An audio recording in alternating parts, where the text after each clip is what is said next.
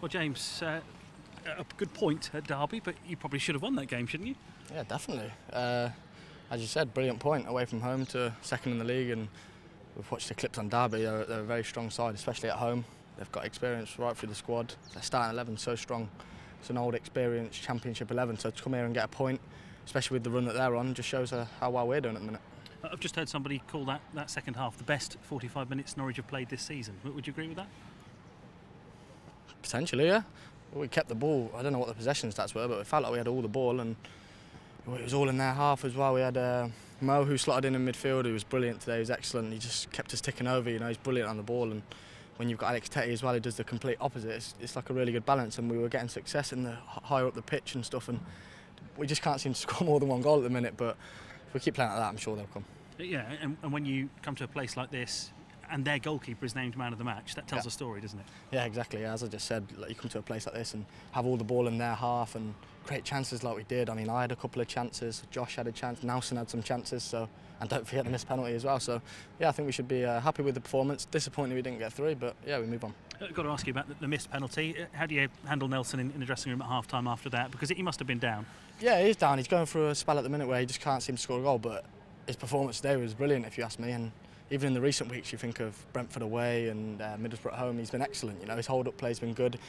Nelson takes the ball in and manages to not just set it back, he turns in one movement and maybe switches the ball, which is a lot of strikers can't do that. And yeah, he didn't get the goal, he missed the penalty, but it's just about saying to him, keep going. He's a class player and the goals will come. He needs his teammates at times like this, doesn't he? Because he's a striker, and however well he's playing, he's going to be judged on goals. Yeah, exactly. I think all good strikers will tell you they go through a spell in their career where it just doesn't fall for you. You know, he had good chances today, and to be honest, he made the keeper work on a lot of occasions. And Scott Carson, as you said, was man of the match. So I think that tells the story in itself. But yeah, we've got to keep him going because he's a class player.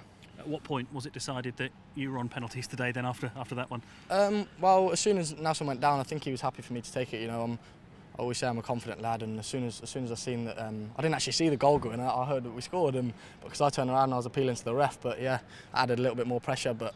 Listen, pressure, you got to thrive on pressure, and yeah, stuck it in the bottom corner. And talking about thriving on pressure, I think we're pretty much the first people that haven't booed you today. But you seem to thrive on that. Yeah, I get booed. I don't know why. I got called a diver here and there, but especially on the first penalty as well. I mean, you just have to. I don't know if Scott Carson got interviewed today, but he told me after, he said it was a penalty. So I think that tells the tale in itself. But yeah, I get booed. But listen, that spurs me on, and the only way I can shut them off is by scoring, and thankfully I did that again today. But I've heard players talk about this before, and if you're being booed by, the fans of the opposition, then it proves you're getting under the skin. It proves you're doing something right, doesn't it? Exactly, it means I'm doing my job. The type of player I am as well. I know I get a lot of treatment, tackles and stuff, because Championship midfielders don't necessarily like a young lad coming in and taking the ball and turning and stuff. And I get kicked and I fall over, and fans don't seem to like that because I win a lot of free kicks. But listen, it's all part of the game. I love it, and I'll thrive off it. So yeah. There was a lot of talk about your future during the January transfer window. We spoke to Stuart Webber yesterday, and he was saying that he's obviously very kind about you, saying James has got his head screwed on. He knows he's at a good club, and he knows that Daniel Farke has done good things for him. I mean, how much have you enjoyed it this season? Yeah, I've loved every minute. Norwich is a brilliant platform for me. I'm playing every week. I've got a manager who likes the way I play.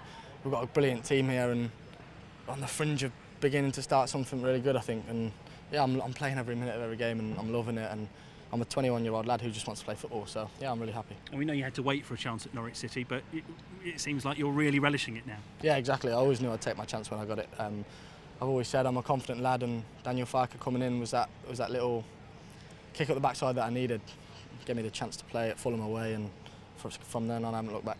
What's he done for you? I mean, obviously picturing the team, but in terms of the way he's handled you man management-wise? Yeah, I mean, he's tried to keep my feet on the ground. He's a good manager, to be honest, and he doesn't like to praise me, so I probably shouldn't praise him so much. But no, he's a very good manager. He's been brilliant with me, and he's tried to keep my feet on the ground, which I'm capable of doing myself. But listen, it's a manager's job to do that, and he's improved my game as well. To be honest, the reason I'm in good form is not just down to myself improving myself. It's down to the manager and the coaching staff improving my game. And yeah, I haven't looked back since that season, since the boss came in.